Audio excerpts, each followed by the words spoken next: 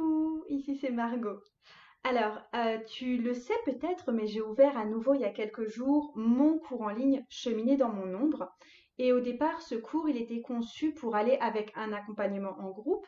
Et aujourd'hui, je donne accès à tout le support vidéo du cours. En fait, je donne le cours uniquement en vidéo sans la partie accompagnement en groupe.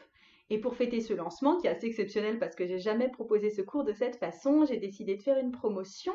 Donc je te dis tout de suite, tu peux aller voir le lien en barre d'infos parce que la promotion, elle se finit très très bientôt. Donc je t'invite à voir déjà si c'est encore possible tout simplement. Mais en tout cas, là, si je fais cette vidéo, c'est que j'ai reçu pas mal de questions à ce sujet, surtout par mail et aussi par message privé sur Instagram. Et j'ai décidé de répondre ici sur YouTube, donc de façon très visible, de façon groupée.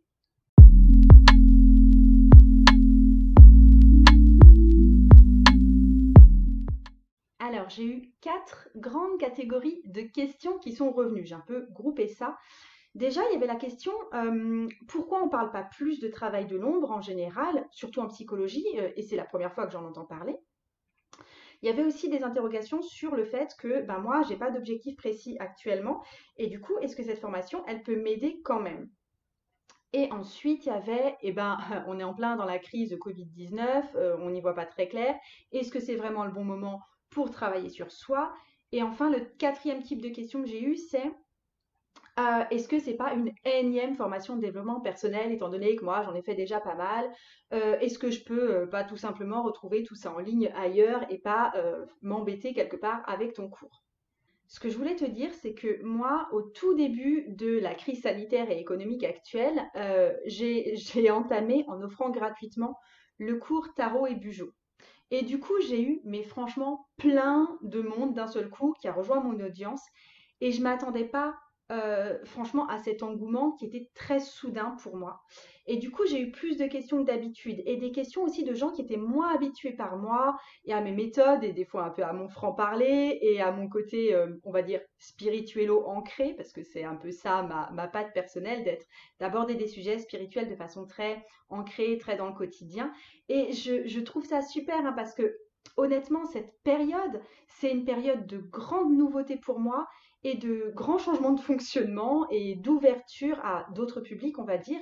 Donc, et honnêtement, j'ai dû affronter moi-même pas mal de mes ombres à moi pour en arriver là. Donc, tout ça pour te dire que je suis quelque part moi aussi dans un changement d'identité actuellement, où j'accepte peut-être une nouvelle position. Donc, j'y vais mollo et je commence en répondant à vos questions. Donc, la toute première question, c'est pourquoi est-ce qu'on ne parle pas plus en général du travail de l'ombre? C'est la première fois que j'en entends parler. Voilà, pourquoi? Alors, tout d'abord, moi j'avais envie de te dire que le travail de l'ombre, c'est pas un concept que moi j'ai inventé, que j'ai sorti de nulle part, ou en tout cas qui est sorti de ma tête ou de mon cœur.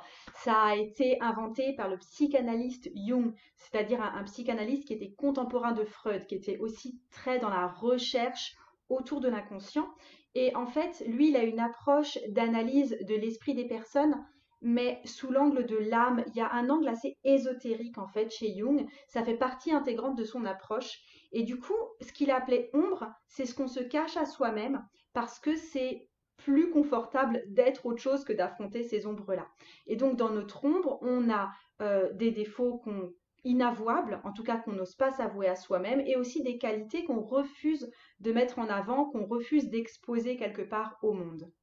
Et l'ombre, comment est-ce qu'on va la voir? Eh bien, tout simplement, elle est révélée dans nos réactions assez inappropriées dans différentes scènes de notre vie. C'est-à-dire qu'on sait qu'on est touché particulièrement par un truc, on sait qu'on surréagit, qu'on n'a pas une attitude vraiment super adaptée, mais on ne sait pas exactement pourquoi on surréagit comme ça. Et c'est toujours lié à une ombre, c'est-à-dire à quelque chose qui est inavoué chez nous. Donc le travail de l'ombre, c'est se pencher sur cette part d'inavoué et le révéler. Ok, et la révéler, pardon. Et pourquoi est-ce que c'est un travail qui est aussi méconnu? Pourquoi est-ce qu'on n'en parle pas plus? Eh bien, c'est tout simplement que les théories jungiennes, elles sont quand même beaucoup moins connues que les théories freudiennes depuis la découverte de l'inconscient. Et ça a été remis quelque part au goût du jour par l'univers un peu des tarologues, des sorcières, de tous les travailleurs spirituels. Et du coup, c'est une approche du travail d'analyse psychologique qui est encore assez confidentielle. C'est un concept qui est déjà peu connu et c'est des méthodes qui sont souvent liées au tarot ou à la méditation, etc. Et du coup, ça le rend encore plus compliqué d'accès. Et du coup, là, moi, la méthode que je propose, en fait, la méthode de cheminer dans mon ombre, ça repose vraiment sur 4 piliers. Déjà, il y a observer son jugement sur son entourage et en tirer pardon, des conclusions sur notre ombre. Il y a se servir du tarot dans cette démarche. Le tarot, pour moi, c'est un des piliers.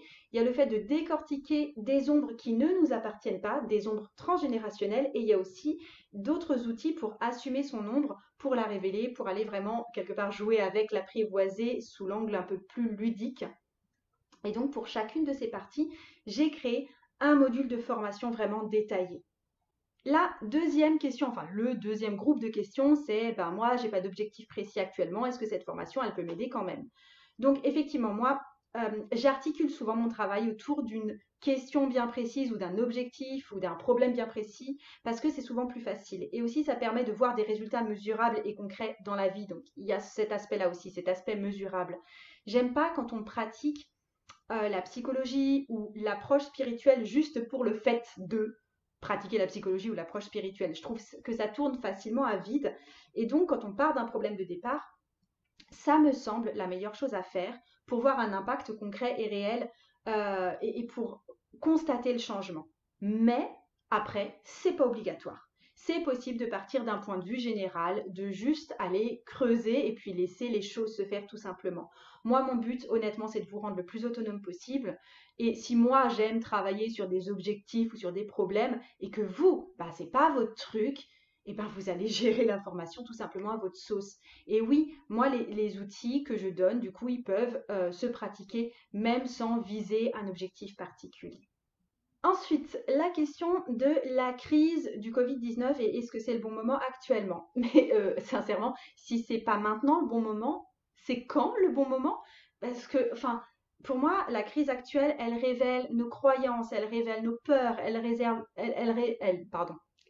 révèle vraiment les ombres de chacun. Je veux dire, les personnes qui sont anti-gouvernement, elles sont servies, le gouvernement en fait n'importe nawak. Euh, si vous êtes quelqu'un d'écolo, les écolos sont servis, le pays est en décroissance pure et simple. Les gens qui sont flippés, quelle que soit la raison, sont absolument servis. On peut avoir peur d'attraper le virus, on peut avoir peur de mourir, on peut avoir peur de perdre un parent, on peut avoir peur de perdre son travail. On est absolument servi au niveau des peurs.